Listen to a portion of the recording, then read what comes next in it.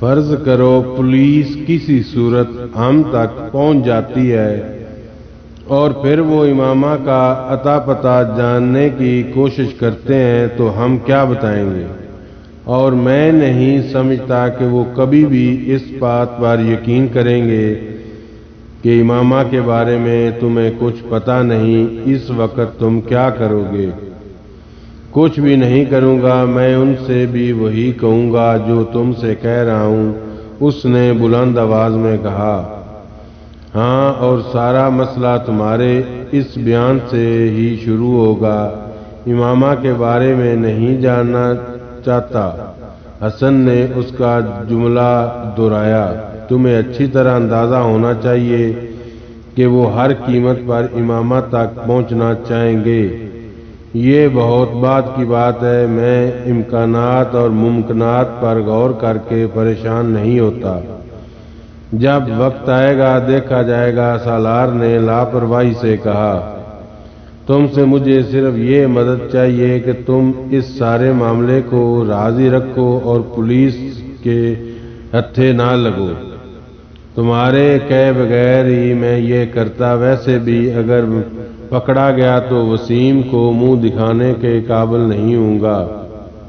اس بار تم نے مجھے بڑی ایمبیرسنگ صورتحال سے دوچار کیا ہے۔ اوکے، میں فون بند کر رہا ہوں کیونکہ تم پر پھر وہی دورہ پڑنے والا ہے، وہی نصیحتیں اور پچھتاوا۔ You are acting like my father.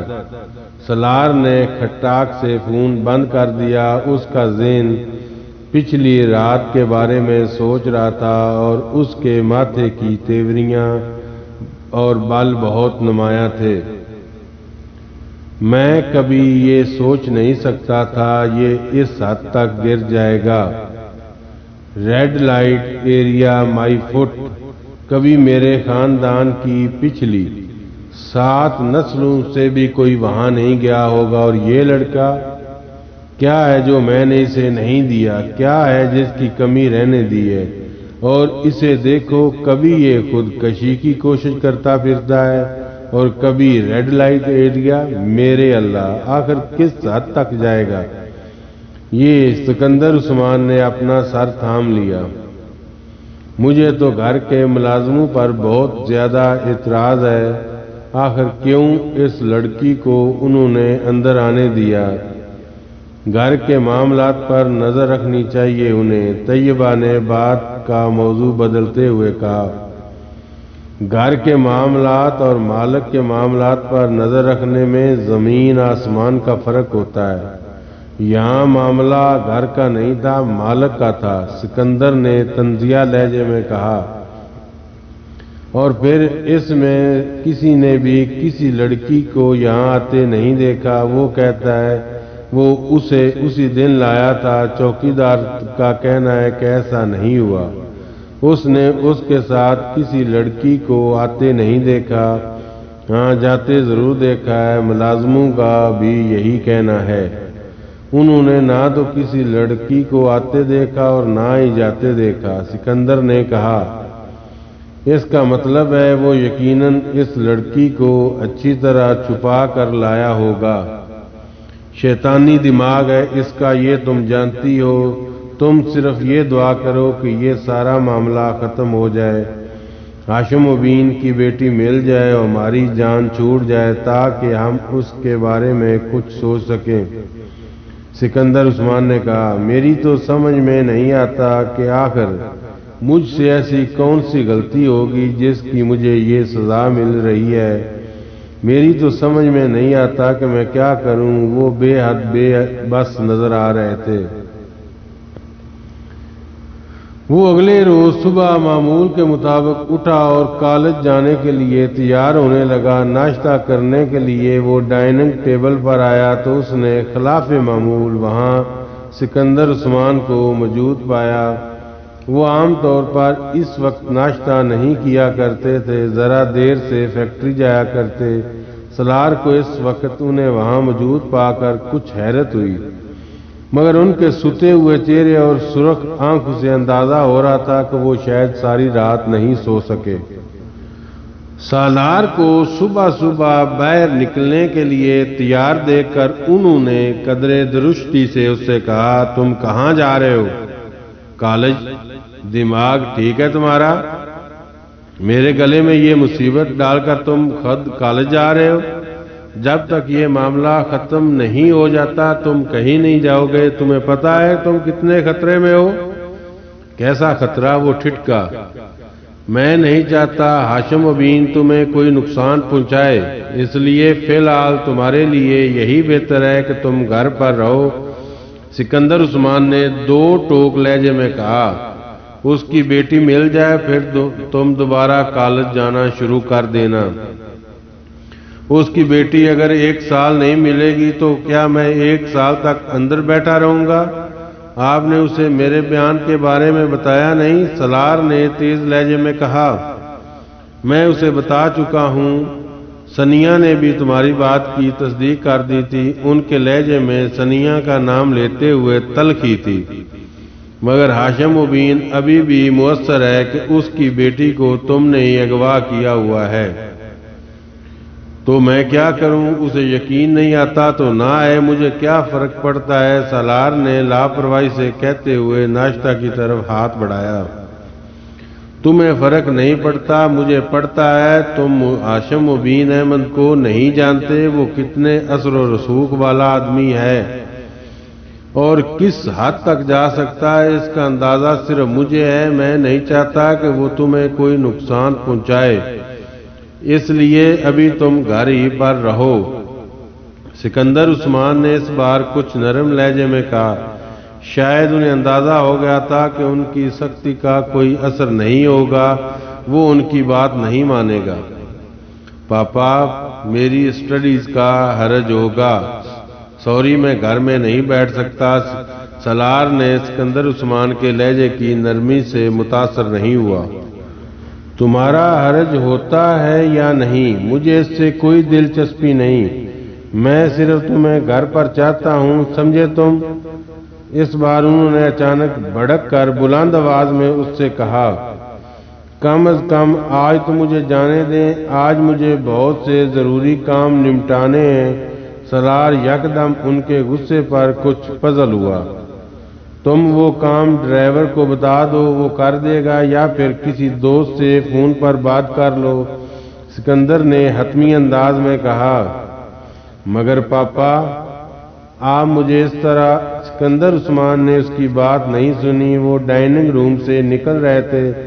وہ کچھ دیر بلند آواز میں بڑبڑاتا، پھر تنگ آ کر خاموش ہو گیا۔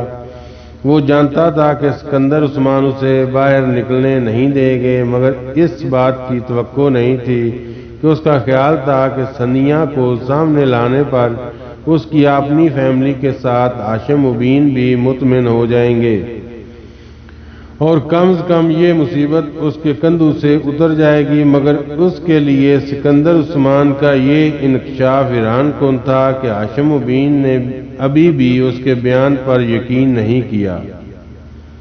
سالار وہیں بیٹھا ناشتہ کرتے ہوئے کچھ دیر ان تمام معاملات کے بارے میں سوچتا رہا۔ کالج نہ جانے کا مطلب گھر میں بند ہو جانا تھا اور وہ گھر میں بند نہیں ہونا چاہتا تھا۔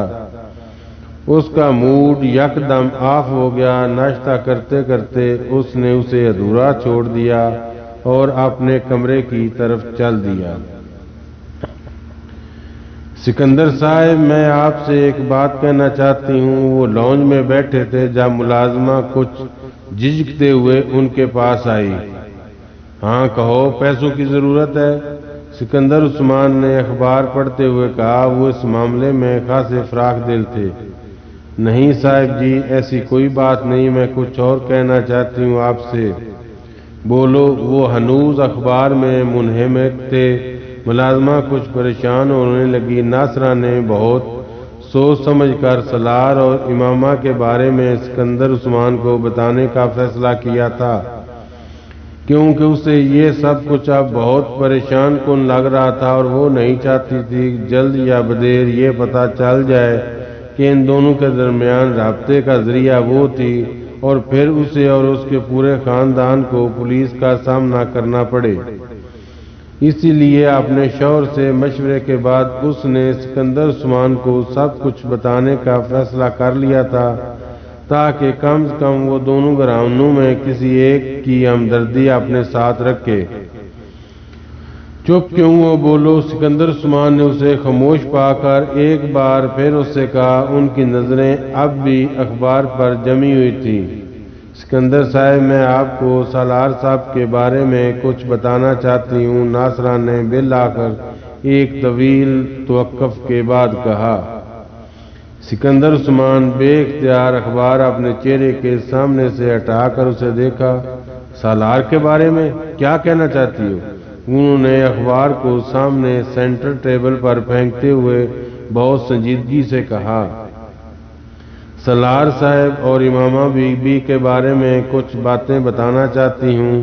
سکندر عثمان کا دل بے اختیار اچھل کر حلق میں آ گیا۔ کیا؟ بہت دن پہلے ایک دن سالار صاحب نے مجھ سے کہا تھا کہ میں ان کا موبائل اپنی بیٹی کے ہاتھ امامہ بی بی کو پہنچا دوں۔ سکندر عثمان کو لگا وہ دوبارہ کبھی ہل نہیں سکیں گے، تو ہاشم مبین احمد کا خیال اور اصرار ٹھیک تھا۔ ان کے بدترین قیاس اور اندازے درست تھے۔ پھر انہیں اپنی آواز کسی کھائی سے آتی لگنے لگی۔ میں نے انکار کر دیا، یہ کام میں نہیں کر سکتی، مگر انہوں نے مجھے بہت دھمکایا۔ انہوں نے کہا کہ وہ مجھے گھر سے نکال دیں گے، جس پر میں مجبوراً وہ موبائل امامہ بی بی تک پہنچانے کے لیے تیار ہوگی۔ اپنی پوزیشن کو محفوظ رکھنے کے لیے ناصرہ نے اپنے بیان میں جھوٹ کی آمیزش کرتے ہوئے کہا۔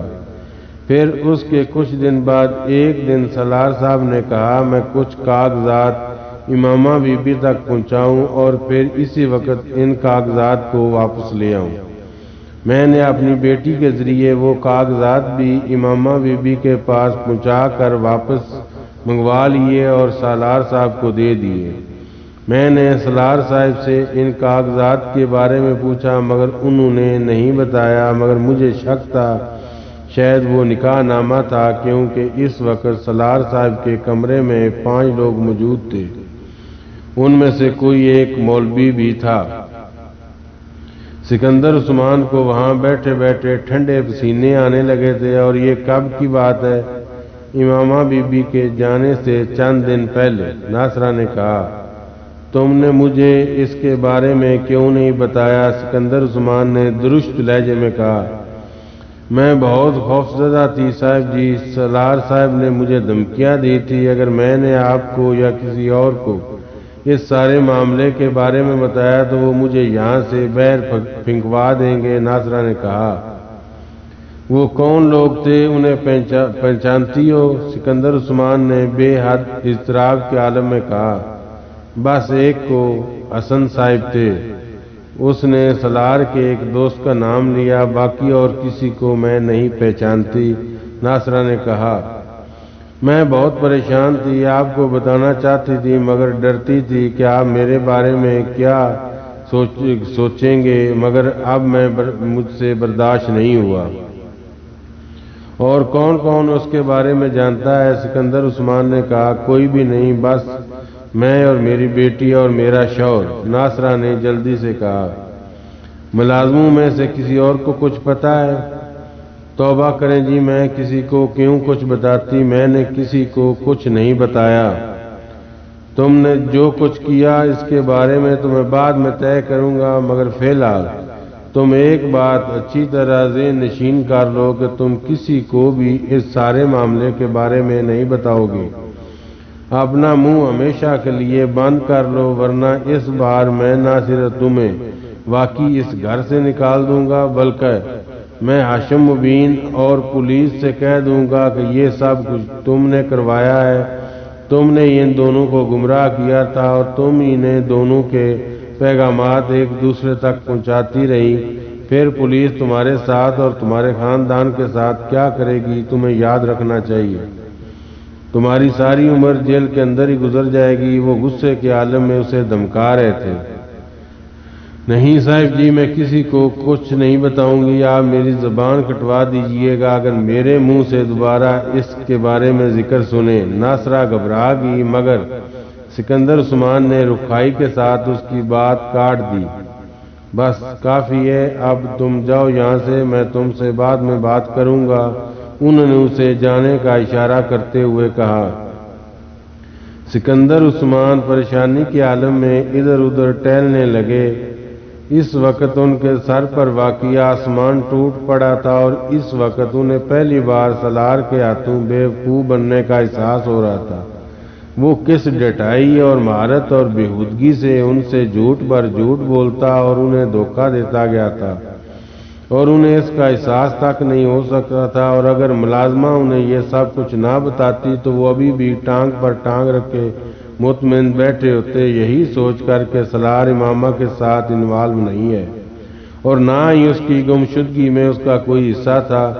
وہ چند دن گھر پر رہ کر ایک بار پھر کالج جانا شروع کر چکا تھا۔ وہ جانتے تھے کہ سالار کی نگرانی کروائی جا رہی تھی اور ہاشم مبین احمد کو سب کچھ پتہ چلنے کا مطلب کیا تھا۔ وہ اچھی طرح جانتے تھے ان کا کچھ دیر پہلے کا اطمینان یکدم ختم ہو گیا۔ وہ اندازہ کر سکتے تھے کہ وہ کاغذات کیسے تھے، ان 5 آدمیوں کی موجودگی کا مطلب کیا تھا، سالار اور امامہ کے درمیان تعلق کی نوعیت کیا تھی۔ اس وقت ان کا دل چاہ رہا تھا کہ وہ اس کا گلا دبا دیں یا پھر اسے شوٹ کر دیں، مگر وہ جانتے تھے یہ دونوں وہ کام نہیں کر سکتے۔ سالار سکندر ان کا وہ بیٹا تھا جس سے وہ اپنی اولاد میں سب سے زیادہ محبت کرتے تھے، اور اس طرح بیوقوف بننے کے بعد پہلی بار وہ سوچ رہے تھے کہ وہ اب سالار سکندر کی کسی بات پر یقین نہیں کریں گے، وہ اسے مکمل طور پر ہر معاملے کے بارے میں اندھیرے میں رکھیں گے، ویسے ہی جیسے وہ کر رہا تھا۔ اس کی امامہ سے جان پہچان کیسے ہوئی؟ سکندر عثمان کمرے میں بے چینی سے ٹہلتے ہوئے طیبہ سے پوچھا۔ مجھے کیا پتا اس کی جان پہچان امامہ سے کیسے ہوئی؟ کوئی بچہ تو ہے نہیں میری انگلی پکڑ کر چلتا ہو، طیبہ نے قدرے خفگی سے کہا۔ میں نے تم سے بہت بار کہا تھا کہ اس پر نظر رکھا کرو، مگر تم